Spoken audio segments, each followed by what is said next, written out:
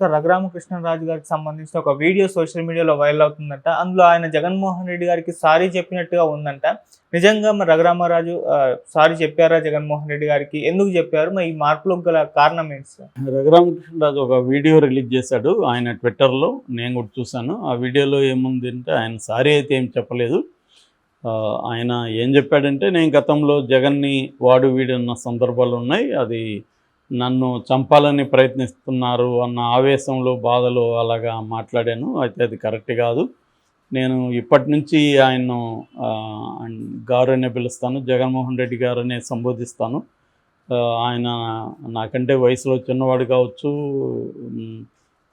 నాకు బాగా దగ్గరైన మిత్రుడి కొడుకు కావచ్చు, అయినప్పటికి కూడా నేను ఆయననే సంబోధిస్తాను అనేది చెప్పాడు. ఇది నిజానికి ఒక చాలామందికి షాక్. నిజానికి జగన్ మొన్న అసెంబ్లీలో ఈయన వెళ్ళి చేతులు పట్టుకొని మాట్లాడి, మీరు రోజు అసెంబ్లీకి రావాలి అని చెప్పడం, తర్వాత వయ్యవల్ కేసుని నాకు జగన్ పక్కన సీటు కేటాయించండి అని అడగడం, ఇవన్నీ ఆశ్చర్యాన్ని రేకెత్తించాయి. ఎందుకంటే జగన్కి నెంబర్ 1 ఎనిమి కానీ, నెంబర్ 1 ఇది కానీ ఎవరు అంటే ఆంధ్ర రాజకీయాల్లో ఈయనే ముందు నుంచి కూడా. ఎందుకంటే జగన్ మీద ఎవరు కూడా ఇంత కన్సిస్టెంట్గా రోజువారీ అందరికీ విచిత్రం వేసే పరిస్థితుల్లో ఆయన రోజు అసలు ఏంట్రా ఈ గోళ అని కూడా చాలామంది అనుకున్నారు. చాలామంది అప్రిషియేట్ చేశారు ఆయన్ని. ఇంత పట్టు విడవకుండా రాజుగారు ఎలా చేస్తున్నారు అని చాలామంది ఆశ్చర్యపోయారు. చాలామంది ఇదేంటి, ఇది నీ పని అది కాదు కదా, నేను కూడా విమర్శించాను ఒక వీడియోలో. ఎంపీగా ఆయన ప్రధాన కర్తవ్యం ఏంటి? వాళ్ళ నియోజకవర్గానికి హెల్ప్ చేయాలి. అది చేస్తూ ఇంకేమైనా చేయొచ్చు. అది చేయకుండా వేరే కారణాలతో ఆయన చేశాడు. అది చేయకపోవడానికి ఆయన చెప్పేది ఏంటంటే, నాకు ఇక్కడికి వస్తే ప్రాణాపాయ ప్రమాదం ఉంది. ప్రాణాపాయ ప్రమాదం ఎందుకు తెచ్చుకున్నాడు? ఈయన అలా విమర్శించడం వల్లే కదా. సో కానీ జగన్ అయితే గతంలో సిఐడి వాళ్ళ ద్వారా ఆయన అరెస్ట్ చేయడం అయితే కరెక్ట్ కాదు ఖచ్చితంగా. ఎందుకంటే అతను రాజకీయంగా విమర్శలు చేస్తున్నాడు.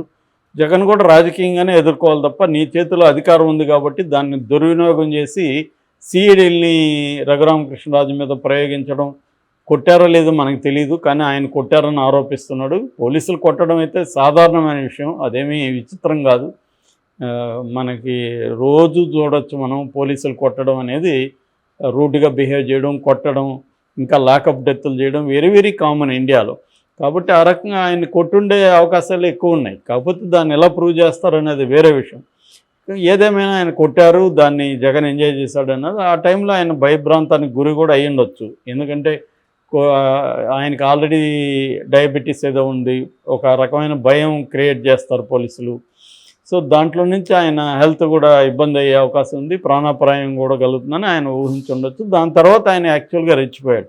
అంటే ఎవరికైనా మనిషికి అల్టిమేట్గా ఏంది, లైఫ్ పోతుందని, నీకు చనిపోతే కూడా ఓకే అని ఎవడైనా డిసైడ్ చేసేస్తే వాడిని ఇంకెవడు ఏం చేయలేడు కదా. ఎందుకంటే అల్టిమేట్గా ఒక మనిషికి భయం అనేది ప్రాణ భయం. ప్రాణం దానికే తెగించిన వాడిని ఎవడేం చేయగలడు.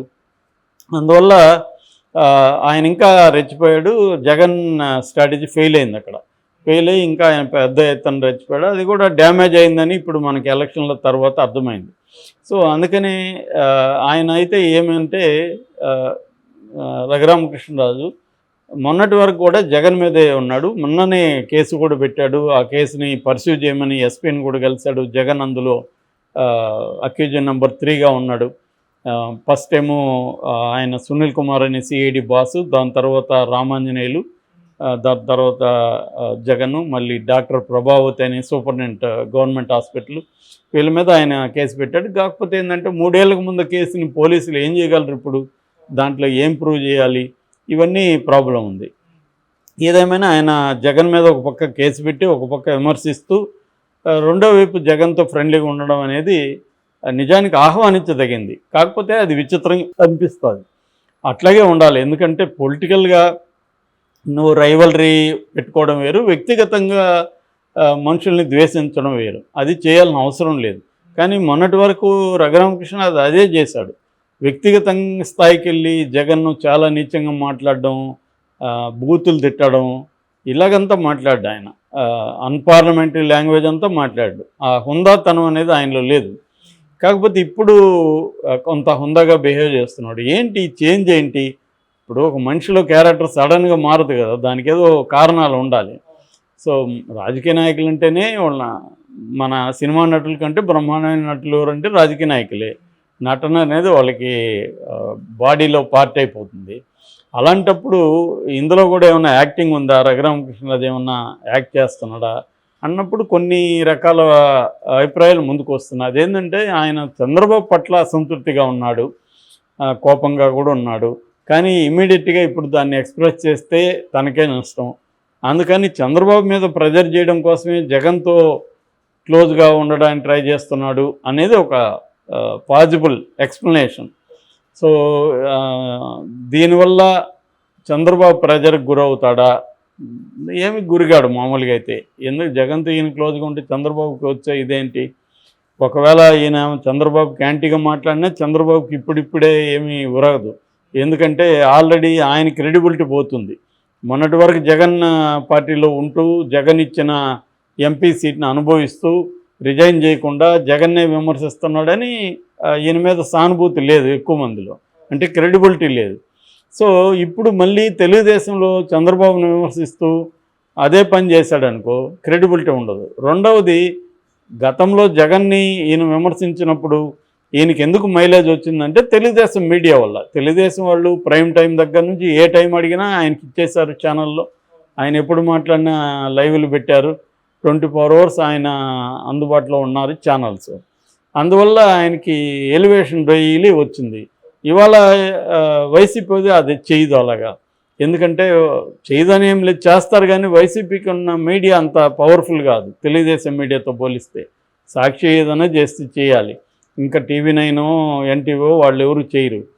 సో సాక్షి కూడా ఇలాగా చేస్తారని నేను అనుకోను. ఎందుకంటే గతంలో జగన్ కూడా ఇలాగే విమర్శించాడు కదా, ఆ కోపం వాళ్ళకు కూడా ఉంటుంది కదా. ఇప్పుడు మళ్ళీ వాళ్ళు లేపలేరు కదా. ఇవన్నీ రఘురామకృష్ణరాజుకి తెలియవా? తెలుసు. ఆయన పెద్ద బిజినెస్ మ్యాను, 7-8 రాష్ట్రాలు ఆయనకు వ్యాపారాలు ఉన్నాయి. ఆయనకి తెలియకుండా ఎందుకు ఉంటాయి? సో తెలుసు కాబట్టి ఆయన ముందున్న ఆప్షన్స్లో ఏదో ఇది కొంతగా ఇట్లా చేద్దామని ట్రై, అది ఒక పాజిబుల్ ఎక్స్ప్లెనేషన్. రెండవది, ఎట్లాగూ జగన్ ఇప్పుడు అధికారంలో లేడు, ఎందుకు అనవసరమైన వైరం, మంచిగా ఉంటే పోలే అనుకొని కూడా ఉండొచ్చు. గతంలో అంటే ఆ కక్ష తీరిపోయింది, ఆయనకి ఓడిపోయాడు దారుణంగా.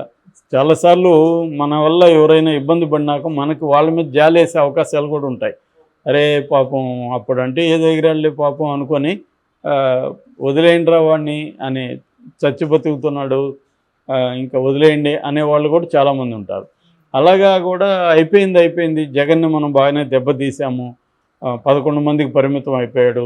ఇప్పుడు జగన్ కేసులు వ్యవహారాలు తిరుగుతున్నాడు, ఎందుకు ఇప్పుడు మనకి జగన్తో వైరం అని కూడా అనుకోవచ్చు. సో లేదు, రేపు మళ్ళీ జగన్ అధికారంలోకి రావచ్చేమో, నేను చంద్రబాబుతో ఉంటే నాకు ఉపయోగం లేదేమో, మళ్ళీ జగన్తో కూడా మంచిగా ఉంటే రేపు పొద్దున్నే షిఫ్ట్ అవ్వాలనుకుంటే మంచిదే కదా అని కూడా ఆయన ముందు చూపుతో కూడా అనుకోవచ్చు. ఏ కారణాల వల్ల అయినా ఆయనలో అయితే ఈ మార్పు అయితే క్లియర్గా కనబడుతుంది. ఒక రకంగా ఇండైరెక్ట్గా సారీ చెప్పడమే, అది డైరెక్ట్గా చెప్పలేదు కానీ ఇండైరెక్ట్గా చెప్పినట్టే. లేకపోతే ఆయనకి అది రిలీజ్ చేయాల్సిన అవసరం ఉంది. నేను గతంలో వాడు వీడు అన్నాను, ఈ కారణాలతో అన్నాను, ఇప్పటి నుంచి ఆయన్ని గారంటాను, ఇవన్నీ ఎందుకు ఎక్స్ప్లెనేషన్ ఇవ్వాల్సిన అవసరం ఏమొచ్చింది ఆయనకి?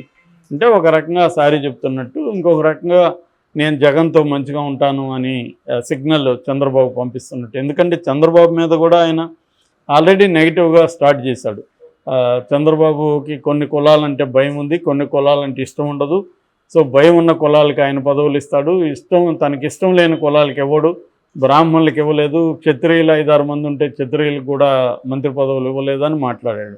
అంటే తనకి ఇవ్వలేదని బాధ ఉంది, అది న్యాయమైంది కూడా. ఎందుకంటే ఆయన చంద్రబాబుకి బ్రహ్మాండంగా ఉపయోగపడ్డాడు తెలుగుదేశానికి. ఖచ్చితంగా చంద్రబాబుకు ఆ మోరల్ రెస్పాన్సిబిలిటీ అయితే ఉంది, ఆయనకి ఏదన్నా ఇవ్వాలి. సీటు కూడా ఆయన కోరుకున్న ఎంపీ సీటు ఇప్పించలేదు. చంద్రబాబు అనుకుంటే ఇప్పించుండేవాడు, కానీ ఇప్పించలేదు. అప్పుడు కూడా ఈయన ఆక్రోశం ఎక్స్ప్రెస్ చేశాడు. ఫైనల్గా ఏదో ఉండి ఇచ్చాడు, మొత్తానికి గెలిచాడు. ఇప్పుడు కనీసం ఆయనకి ఏదో ఒక పదవి అయితే ఈయన ఇవ్వాలి, ఎందుకంటే మోరల్ రెస్పాన్సిబిలిటీ ఈయనకు ఉంది. కానీ చంద్రబాబు